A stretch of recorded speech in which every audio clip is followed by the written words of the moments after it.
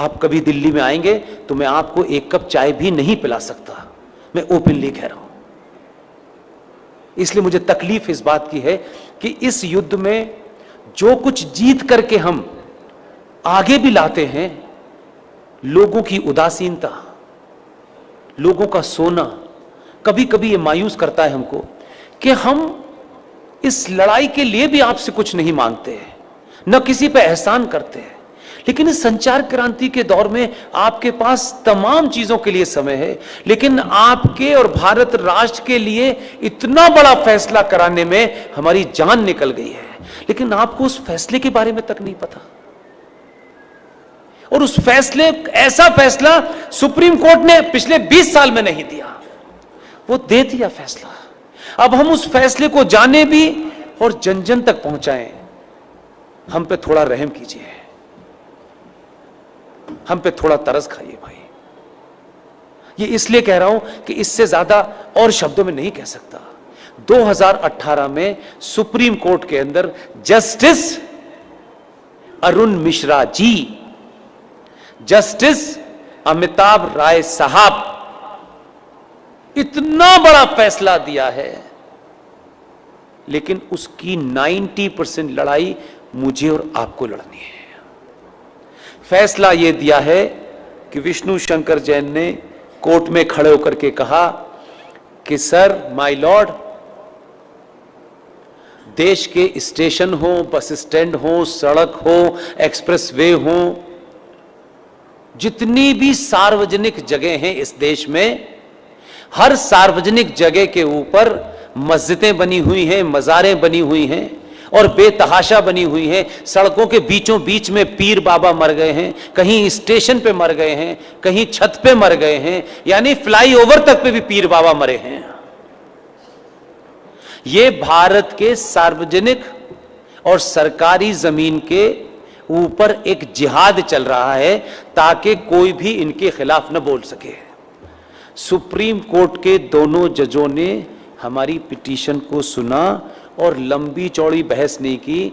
हमारे सामर्थ्य के और हमारी जितनी ताकत थी, आप सोचिए कि हम किन किन चीज़ों से घिरे हुए हैं, उसके बावजूद भी यहाँ मज़ार है, वहाँ मज़ार है, इसका डॉक्यूमेंटेशन करने में हमने जितनी ताकत लग सकती थी लगाई, लेकिन हमारे पास ना इतना पैसा है कि हम देश में घूम घूम के यही काम करें।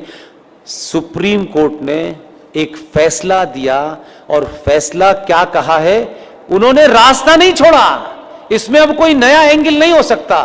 2018 में माननीय जज साहब जस्टिस अरुण मिश्रा जी, माननीय सुप्रीम कोर्ट के जज साहब अमिताभ राय साहब ने ये कहा है कि राज्य सरकारें पूरे देश में अपने अपने स्टेट में जहां भी सरकारी जमीन पर इल्लीगल स्ट्रक्चर बने हैं, उन्हें तत्काल प्रभाव से डिमोलिश करें और इसकी रिपोर्ट हाई कोर्ट में जमा करें।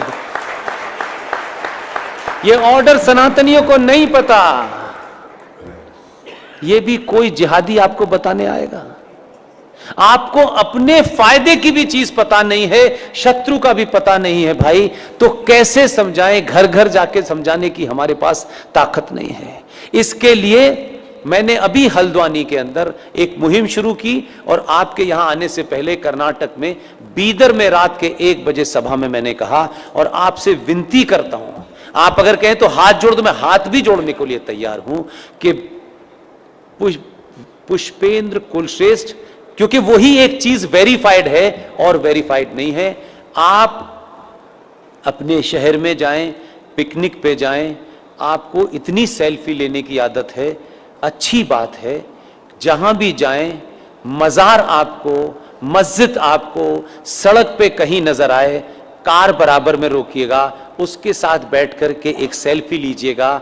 आपकी तस्वीर हो उस मज़ार की, उस मस्जिद की जो सार्वजनिक स्थलों पे बनी हुई हो, उसकी सेल्फी लेकर के मेरे फेसबुक अकाउंट पर पुष्पेंद्र कुलश्रेष्ठ वेरीफाइड पर पोस्ट इसलिए कर दीजिए कि उसी का प्रिंट आउट निकाल करके हमको कोर्ट में जमा करना है।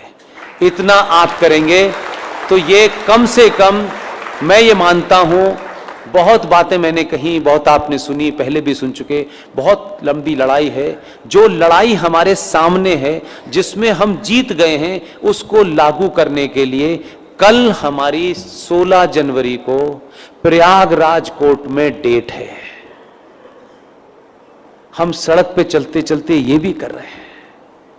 इतनी तो कम से कम आप भूमिका निभा सकते हैं, अपने लोगों से कहिए निभा सकें।